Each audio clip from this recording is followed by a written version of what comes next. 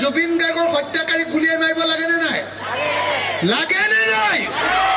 তেৰি ভালকে কওক না, লাগে নে নাই? লাগে নে নাই? হয় নে নহয়? হয় নে নহয়? হয় নে নহয়? কেলে নিদিলে জানে নে নাই? কাৰণ জুবিন গাৰ্গক মৰা মানুহকেইটা হিমন্তৰ বিজেপি পাৰ্টিৰ সদস্য। জানে নে নাই? জানে নে নাই?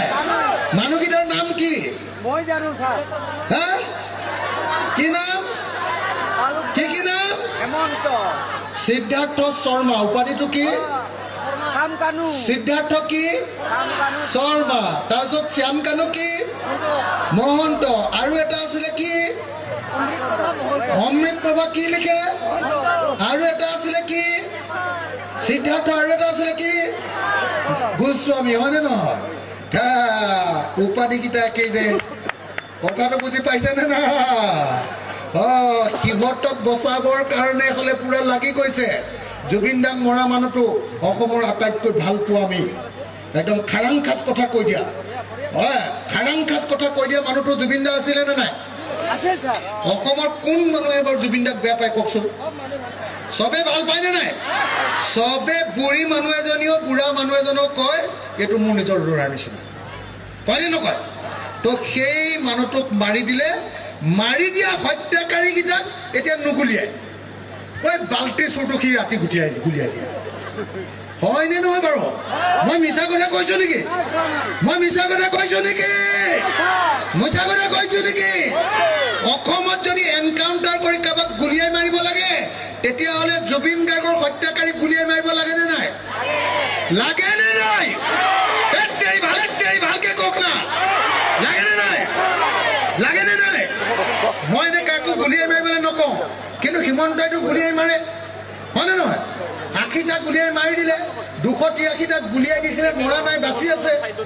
যদি তই ভাই পুলিচে ধৰি নিয়া মানুহক গুলিয়াই মাৰ তেতিয়াহ'লে অমৃত প্ৰভা আৰু কি মহন্তটো শ্যাম কানু সিহঁতক কেলে তই পূজা খাবলৈ দিছিলি ছুটি? মনত আছে নে পূজা খাবলৈ ছুটি দিয়াটো? মনত আছে নে নাই? এই শ্ৰীমন্তই কৈছিলে নহয় তহঁতি এতিয়া আহিব নালাগে পুলিচৰ ওচৰলৈ, প্ৰথমতে পূজা চূজা খাই ল, পূজা চূজা খাই লোৱাৰ পাছত এদিন দেখা দিবলৈ আহিবি পুলিচৰ। মনত নাই? আৰু হিমন্তই যে কৈছিলে এই জুবিন দাক মাৰিলে, জুবিন দা মৰিলে, প্ৰথম দিনাই কৈছে এইটো হেৰিয়া গাত দুখ নাই নহয়, এনেকৈ কৈছে। কি নাম এইটো? শ্যাম কানু মহন্তৰ গাত দুখ নাই নহয় প্ৰথম দিনাই। সি আগতেই বিচাৰক ক'লে, সি জাজেই একদম আগতেই গম পাই গ'ল, একদম তাই ঈশ্বৰৰ চকু আছে নহয়, নিজে দেখি লৈছে। হা, বুজে নাই? তাৰপিছত কি ক'লে?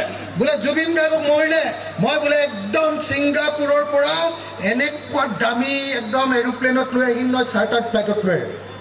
তাৰপিছতহে গম পালোঁ বস্তু অনা, আমাৰ মালগাড়ীত যে বস্তু আনে সেই এৰোপ্লেনত বস্তু অনা ভিতৰত লৈ আহিছে জুবিন দাক। ই একদম জুবিন দাক প্ৰত্যেকটো ক্ষেত্ৰতে অপমান কৰিছে আমাৰ মুখ্যমন্ত্ৰী। সেইকাৰণে মইতো ভাবোঁ যে যি জুবিন দাক ভাল পায়, যি জুবিন দাক ন্যায় দিব খোজে, সি কেতিয়াও বিজেপিক ভোট দিব নোৱাৰে। এতিয়া আপোনালোকৰ দিগদাৰ হৈছে, অলপ দিগদাৰ হৈছে, মই গম পাইছোঁ। দিগদাৰ হৈছে, হাত চাকৰিটো মতে লাহে লাহে মাৰিছে মই দেখিছোঁ। কোনোবাই ভাবি আছিলে বোলে বিজেপিকে ভোটটো দিম এবাৰ। কি নাম এইটো? মাটিৰটো মাটি বুলি ক'লে হ'ল, মাটিৰ পৰা 500 টকা ল'ম এনেকে ভাবি আছিলে কোনোবাই। মাটিৰ পৰা 500 টকা পাম নেকি এনেকে ভাবি আছিলে। মই